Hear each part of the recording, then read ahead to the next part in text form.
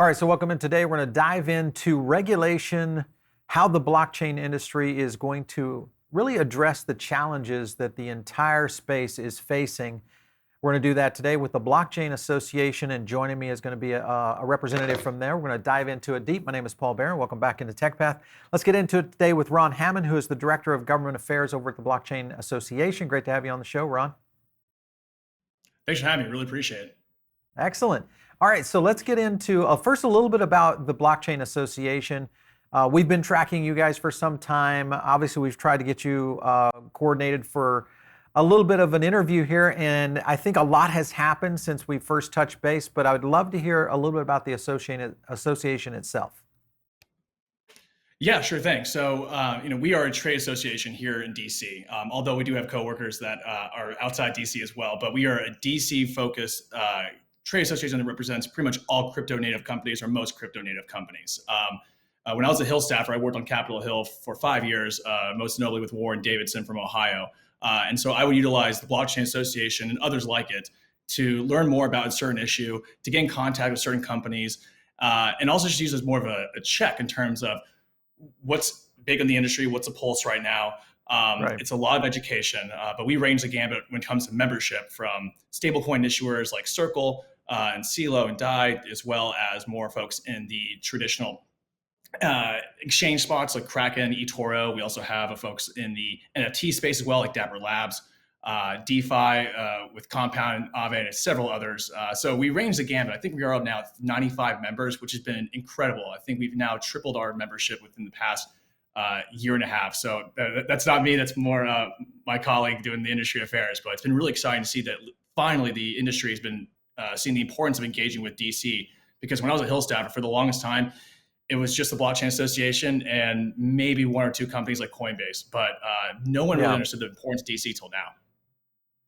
I think the scenario that a lot of people are trying to get their heads around, at least from both from a consumer aspect, but also from just traditional investors, is to really kind of understand the landscape of the companies that are involved in crypto overall. And I think with an association, especially a trade association, one, it helps identify it. It also helps legitimizes industries, because at some point you're going to have a representation within a framework of Capitol Hill, to where people can start to help with education scenarios of that nature.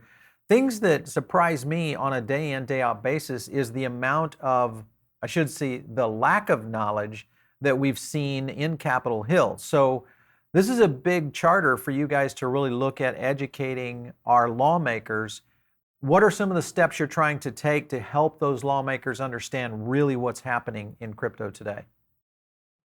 Yeah, of course. So, the upside is that I do have that perspective of being a Hill staffer. So I understand at least how the dynamic works between members of Congress and their staff, especially when it comes to really complex topics like crypto, for example. A member of Congress is very, very busy. He or she has to do fundraising as well as votes, as well as participate in committee hearings and campaign as well over on the weekends or when they're away from DC. So it's a very tough and demanding job. So that's why a lot of it has gone to the staff. And the idea is each staffer or each congressional office has about 3 to 4 staffers who handle policy issues. And so a lot is more engagement with the actual staffers. And then more recently now, we've seen members of Congress saying, this is such a big issue that I personally need to know this in the weeds. And that's where we come in, we bring in companies, we bring in ourselves to educate the members, no matter where they sit on committee-wise or where they are in terms of knowledge of the issue, or they're pro or against. We are very much in a educational capacity when it comes to what is happening in crypto. And a lot of times, more the input that I get from Hill staff as well as members of Congress is just what's going on, what's the pulse. They want to get a quick check of what's happening because they see the news with Terra, Celsius, and many other things have been happening and unraveling, unfortunately, in the markets. We are more of just the let us tell you what's going on. There's a lot of FUD out there. Twitter, a lot of them have Twitter. A lot of them do personally check it, but they do like to just kind of see what are the facts, what are the circumstances. And that's been really helpful, at least for us, to be saying we're not trying to push necessarily an agenda aggressively. It's more just saying, let's just make sure you guys understand what's going on first before you decide to dive deep and legislate. So it's been really good. At least now I've seen this before. When I was on the Hill in 2017, we had probably about 2 to 3 members of Congress who could probably talk about crypto in depth. we are down to or up now to about 50 members of Congress plus, and that's on both sides of the aisle. It's also both in the House and the Senate. Right. So it's been incredible to see this movement. A lot of that is through advocacy groups like ours and others out there who have been blood, sweat, and tears talking to Capitol Hill. And trust me, it's been painful for some of these conversations, but we're really getting close to a good saturation of members of Congress who are ready to engage on these issues. Yeah, we've had Congressman Emmers on and a handful of other lawmakers on our show several times. And one thing I've noticed is that there seems to be kind of leaders of the pack, whether it's whether you look at the left or the right side of the aisle. What it appears to be is that there are some front runners, at least in trying to understand the framework of what's happening within not only crypto, but also the regulatory bodies that have to, of course, be challenged with regulating crypto in general, whether you look at the SEC or you look at the CFTC and kind of some of the initiatives that have happened around that. What I'm interested in from a trade organization side of things is this is something that, I've been in the industry for quite some time in business. We've seen a lot. I've been active with other trade organizations. I've seen a lot of the efforts that they do on Capitol Hill. I've been involved in many of those. Are you guys kind of going that extra mile as well from the education side of things? I understand the staffer connection of being able to kind of bring these lawmakers into the fold. How do you see this playing into maybe the future of politics in both the near term for midterms and then the long term maybe for the next presidency? Yeah, of course. So, when it came to the presidency, I'll focus on more of the top level, working my way down. But on the presidency side of things, we're getting close to the point where crypto is coming up in questions for candidates. Now, right now, it's happening on the congressional side. This is not a presidential election year. But if you remember 2 years ago, or I guess no more, 3 years ago almost, Andrew Yang as well as Mike Bloomberg did have crypto regulation in their policy platform for their presidential race. Now, mind you, they didn't get to the end, unfortunately. But this is a really important thing to show that these these candidates were caring about this issue, even 3 years ago when it wasn't the top of mind when it comes to things like abortion, gun rights, and such. So it's really cool to see those members or candidates get in those weeds there. And we're seeing that happening a lot more on the congressional side of things. Just actually today, we're going to have the former Nebraska Speaker of the House be sworn to Congress, Mike Flood, who led legislation on crypto in Nebraska when he was in the state legislature. So it's really exciting to see members who have the policy chops who are now coming to Congress. But additionally, though, we are seeing a huge impact when it comes to political giving, really impacting a lot more members of Congress just getting interested in the issue. They might not be pro or against, but they're saying, you know what, SBF or whoever is being very generous to my campaign. I'd love to learn more what's important to his group or his constituents and his company. So the political donations have been especially very, very helpful. I can tell you that's been probably one of the biggest issues for the industry before was just the political capital as well as the fundraising that was happening. But folks like the GMI PAC with Scaramucci, as well as SBF, and several others have been really helpful in participating and making sure that members of Congress learn about this issue and as well as understand that there's a huge market behind it. There's a lot of money here, and we want to make sure that the consumers are protected as well. Yeah, and I think one thing that at least looks promising is we're starting to see a little bit of, content being developed in terms of bill architecture and structure. Obviously, with the Loomis Gillibrand bill, we've also got the stablecoin legislation being proposed by Senator Toomey. All of those kind of steps forward, how much does the Blockchain Association get involved with any of those kind of things? Are you guys a sounding board for Q&A from staffers and obviously the lawmakers, or do you help charter or at least get them aware of what's happening in these particular areas? It's both, and I think that's where you'll see a big difference between a lot of trade associations, just the amount of engagement on Capitol Hill versus coming up with like policy ideas. And the good thing with the Blockchain Association is that we have an approach that we have a whole policy wing with Jake Travinsky and others, if you're not familiar with them, but also on the government relations side, myself and I have a Democrat colleagues as well who do more of that side of the aisle. So we kind of do a split up task on that front. But we are heavily engaged when it comes to all things legislation, all things amendments, as well as providing, again, that soundboard that you reference of how will the industry respond to this? Because that is a major concern is that, are people going to object with this? Are there going to be folks who say you missed something? And no staffer, no member of Congress wants to write legislation that's helpful or at least creates a regulatory framework and realize that they're missing something or that the words and phrases that they're utilizing will not correspond with the appropriate law on hand. So this is where we come in. We can really bring our policy chops, but at the same time, understand that we can move legislation, we can kill legislation. I've seen it happen when I was a Hill staffer. I've killed bills before. I've been promoting bills before as well. The biggest hurdle we've had for the longest time is that there are 435 members of Congress, or something to that extent, and there was only a couple of members. You mentioned Representative Emmer was one of them. Representative Davidson, my old boss, was another. But now we have a pretty good cohort of bipartisan members of Congress who are saying, we know this issue well enough. This is pressing. Let's move on it.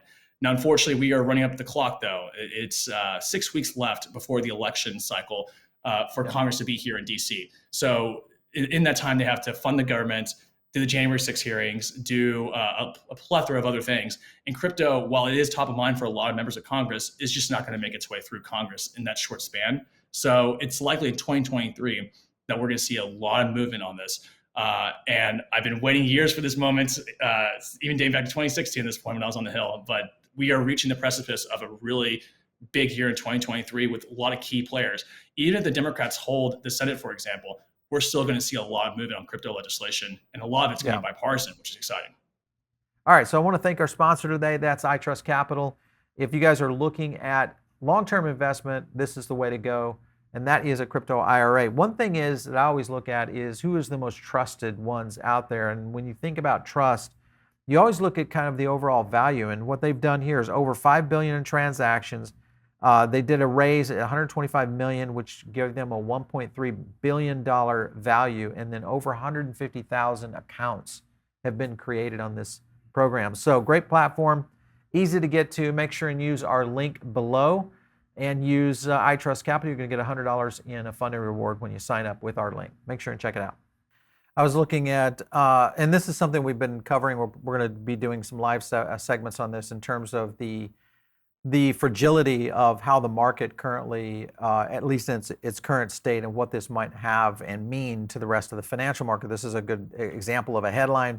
This is Brainard saying crypto needs regulation now before it becomes so big that it threatens our financial system. And I think this is in the way, and also in the wake of what's happening from the risk side of things, with where we've seen Celsius, Voyager, obviously Vault, many other projects out there that have really struggled. And this, of course, is now potentially having some contagion effect with things like FDIC insurance, all those kind of scenarios that now start to wage into the traditional finance system that creates, that little bit of instability there. So I feel like there is a time right now, to your point, is that regulation may be on the forefront, that we absolutely get something done here on this next cycle. When you look at the regulation that potentially could play out in 2023, would you see this more from a stablecoin side of things, or do you feel like we're going to get more regulatory guidance on overall aspects of more of, kind of the FinCEN side of things, where we look at traditional finance versus what we're seeing in kind of this new era of what DeFi and all that is doing today? Yeah, of course. I will say for sure, stablecoins is definitely the first thing that's going to get tackled. We've already seen legislation out there. You referenced Senator Tooney from Pennsylvania. Yep. He had a bill draft out there on stablecoin regulation, but we're going to see a couple other bills revealed pretty soon. Unfortunately, I can't say what they are, but there are a couple bills in the works right now. Okay. Some bipartisan, some partisan, but we're going to see some bills introduced, but these are a 2023 play, like I mentioned again. Additionally, I will say that there is extreme regulatory pressure right now. A lot of the regulators are being accused of being sleeping at the wheel when it comes to crypto. By both lawmakers on both sides of the aisle. They're also not approving things like the Bitcoin spot ETF from Grayscale and Bitwise. That's caused a lot of pushback here from the Hill. So, on one sense, we're having lawmakers say, dear regulators, why did you allow a thing like Celsius to happen? At the same time saying, you're also not moving forward on these pro-regulatory developments like an ETF. Like, this will actually probably make consumers more whole here, more safer. So why are you kind of just taking a no stance approach on crypto generally? At least that's a perception that a lot of the regulators are feeling from the Hill right now. So one important thing to flag is that we'll see a lot of this play out next week. The House Financial Services Committee is going to be having a hearing with the SEC Enforcement Division. And I can guarantee you, I've already talked to a couple offices, crypto is going to be a main focus here. And there's been a whole push right now from folks like us as well as others in the industry saying it's a regulation by enforcement approach. So either Congress needs to make the rules or the regulators need to at least have a framework. And I think we're seeing some of that with the executive order playing out that President Biden put out back in March. But then again, a lot of this still needs to be codified, and Congress is the one to do that. So I think we're going to be seeing a lot of that happening very, very soon in 2023. Soon is relative for Capitol Hill, unfortunately, but sure. It is still very important. So we've got a lot of regulation underway right now with MiCA in the EU. There is and has been some very big strides being made in the EU as well. Then you've got further concern right here in this article where they're kind of talking about the innovation for financial services becoming faster, cheaper, obviously more inclusive, which gets into a lot of the emerging markets. Do you think that we're going to see pressure on our own regulators here in the United States from what's happening around the world? Because you see this in South America, you see this happening in the EU. There's a certain amount of regulation obviously coming in from China and even within the Pacific Rim, where a lot of people are pushing into this right now. Do you feel like we're behind right now in terms of our regulatory guidance? 100%. And we've been saying that for quite some time. And I heard the same argument even when I was on the Hill, is that if you don't put a regulatory framework in place, companies do not know how to operate their business. They don't know where the bounds are, where they can and can't do. And that's really bad. They have to either take a guess, and if they guess wrong, they could be on the opposite side of enforcement action. We saw a little bit of this with Coinbase, where Coinbase wanted to offer a lending platform of sorts, and the SEC said, we are not going to let that happen. And yes, they said why, and they really didn't give any good reasons. And so you have to ask the kingmaker almost to allow you to do such a thing. And I understand there's charters and there's importance of that, but we don't really have any of that, unfortunately, at this point. To the same extent, too, a lot of these companies that have been asking, what are the bounds, especially in the DeFi space, have said, you know what, we're going to pack up and move, and we're going to go to France, Portugal, England. I mean, these are G7 nations here, and not some sketchy countries out in Barbados or, more so in areas that have regulatory arbitrage of sorts. These are legitimate countries, just have a regulatory playbook in place. And so that's a lot where the companies that we represent, that's what they're thriving for, just understanding where the barrier is at. And so it definitely resonates with Republicans, at least, when they hear jobs are leaving. But for Democrats, they're saying, wait, there's already countries who have taken the step to put a regulatory framework in place to protect consumers. And so, again, it's the same argument that we're utilizing. We're just having a little different tone when it comes to each party. But the overall message is still consistent, that we are behind. Yeah, for sure. Let's talk about the bear market just a little bit, because that obviously has a lot of pressure, and it also forces out the bad actors. We get to see who the bad players are in the market. It starts to surface that. We've seen this in the .com era, the social media era, the era of mobile. All have had these kinds of scenarios play out. Now we're seeing it in crypto today, where bad actors are surfacing due to, obviously bear market conditions. Do you feel like this has drawn a little bit more of an undue ire on the industry itself? And do you think that's going to kind of bite us in the backside a little bit coming into this regulatory season? Yeah, Paul, one of my favorite things I tell folks is that, on one end of my building here, you'll see the Capitol. On the other end, you'll see the National Stadium. And the Nationals made a big partnership with Terra. And even after the whole Terra fiasco, their logo is still printed everywhere. If I look down my window right now, you'll still see the word Terra. And the idea was that they were hoping that folks in DC would ask questions like, what is Terra? That seems really cool. Well, that has backfired tremendously, because every single time a congressional staffer or a member of Congress goes to a baseball game, by the way, they're all going to be playing baseball, the members of Congress, in 2 weeks in this stadium. And there's probably likely still be Terra stuff plastered everywhere. And a lot of folks will be asking questions. What is Terra? What is this? And then when they find out this is one of the big flops that they've been hearing in the crypto market, the bear market has put in a significant amount of pressure on us as an organization, but also just the crypto industry as a whole. So even those companies that are not in our membership, we still coordinate with very regularly, and they are feeling the heat. One thing that we've seen a line of questioning from the Democrats especially is that while it was really great to see the amount of inclusion and folks from underrepresented communities or those from the Black and brown communities be more into crypto, when the market started to tank, the Democrats said those who are hurt most are the folks that we so much encourage to be in this space. So now we're having them lose their wealth that they've invested so much into. And so these are the lines of questions that we're kind of against pretty frequently. And so the bear market, everyone looks like an expert. There's a lot of scrutiny, some justified, some unjustified, and it's a lot of heat. But I will say, with the overall market issues happening all across the spectrum, not just crypto, that has Sure. alleviated a little bit of pressure on us. But I will say in May, it was extreme. And we've had a lot of inquiries from pretty powerful offices and regulators saying, we need to come in and tell us what happened, which is, again, that's what we do. We come in and we brief folks on this issue. But there's a lot of undue scrutiny. And again, like I said, everyone's an expert in bear market. So there's a lot of I told you so's. And I think next week at that hearing, I referenced the SEC Enforcement Division, you'll see them utilize this bear market as justification for more enforcement actions. And that's concerning because at least the approach the SEC has gone so far is let's target the biggest players in the space, and then let's have that set the tone for everyone else down the line. They did that with Ripple, Coinbase. I think we're going to see that, unfortunately, be the trend. We really haven't seen too much DeFi enforced actions. I can see that picking up as well. So it is concerning, but there's a lot of easy wins that the SEC can get instead of having to go in these really tough legal battles. There's a lot of low-hanging fruit. There's a lot of scams out there still. For sure. And instead of going for those folks, they're going for Coinbase. So that's been a very major concern on our front, is just the approach the Enforcement Division has taken. And I think it's going to get more aggressive, unfortunately, till the next Congress. Yeah, and we've looked at this in traditional finance over the years. You see whether it's SEC or even CFTC, where they've started to go into scenarios of regulatory pressure on a lot of these smaller companies, insider trading, all those kind of things that happen. A lot of times go unsung, but the fact that these are pretty much the poster children of crypto, especially when you look at what's happening with Ripple, the XRP community, how somewhat legendary it is within the crypto community. And then you've got Coinbase, which is kind of the rising star from an exchange standpoint. Then you have all these international players, whether it's Binance, who's trying to restructure here, Pionex, many others who have had to rechange their entire onboarding process just to deal with customers in the United States and meet the regulatory guidelines.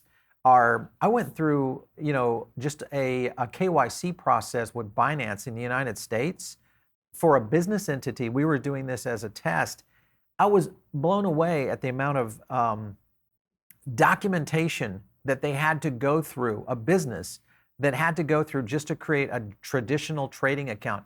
You would never have to do that on, TD Ameritrade or E-Trade, anywhere else except what I saw over here in crypto. So it feels like sometimes there's a little bit of overreach. Do you feel like that is going to be a problem coming up in this next Congress?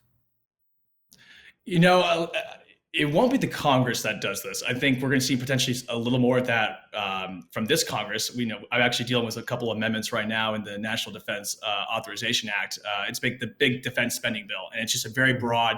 We got to cut down on money laundering and crypto. We don't really have any stats to back it up, but we should cut down it. We should have more KYC requirements and anti-money laundering requirements that are already out there that you have just had to go through for Binance. So, we're finding that right now being like, look, we're fine for parity. If the traditional financial system has to go through this, it should apply to crypto if it's possible. Exactly. Sure. But if you do undue burns, we're going to fight, and that's what we did. And another issue that we will likely have is just good intentions, bad language. The infrastructure bill, for example, which is a huge lobbying battle that kind of kicked off all the crypto fights, was almost a year ago. It was back in August. It was just over a couple of words. I think it was like 10 or 13 words. And all they had to do was just tweak it just a little bit. Treasury Department is the one who gave the congressional offices that language. And it was just basically, can you tell us, does this apply to miners, exchanges, DeFi? Just let us know, just be more specific. And they said, no, just like everything. We'll let you know. And their idea is rather cash a wider net and get more and shrink it down the road rather than having a small net and then realize we have a huge fish and we have to change the laws to try to go after them. So I'm sympathetic a little bit to that argument, but as a regulator, this puts so much burden on businesses that a lot of our companies we represent said, screw it, we're out of here. We're going to go, or we're either going to geofence the United States completely, or we're going to go elsewhere. And I totally, unfortunately, have to hear a lot of these stories more and more. Well, and that's where it gets into thwarting innovation. And in reality, if you look back at just how the United States acted in terms of governing the internet, when the birth of the internet came about, what we were seeing in terms of the explosion, obviously we went through a very similar washout during the dot-bomb era, and even that case. We didn't see overregulation, overreach. Now we are dealing a little differently here because now we're dealing with everybody's money. So that changes a lot of the not only the infrastructure, but it also changes the pressure and the stakes at the table. I think for lawmakers. So I definitely can understand where this might be going.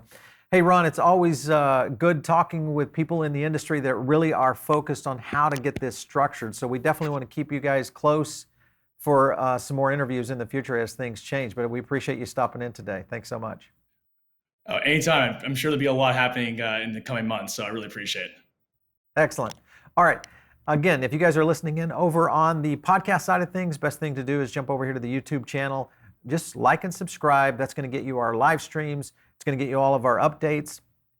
And best of all, it's going to get you access to our Diamond Circle, which is our custom email that we send out quite a couple of times a week. And we do AMAs. We do a lot of deep dives in our sentiment and analytical analysis of tokens and projects. Make sure and check out that. Just click the link below. Of course, if you want to reach me, it's out there on Twitter @Paul Barron. We'll catch you next time right here on TechPath.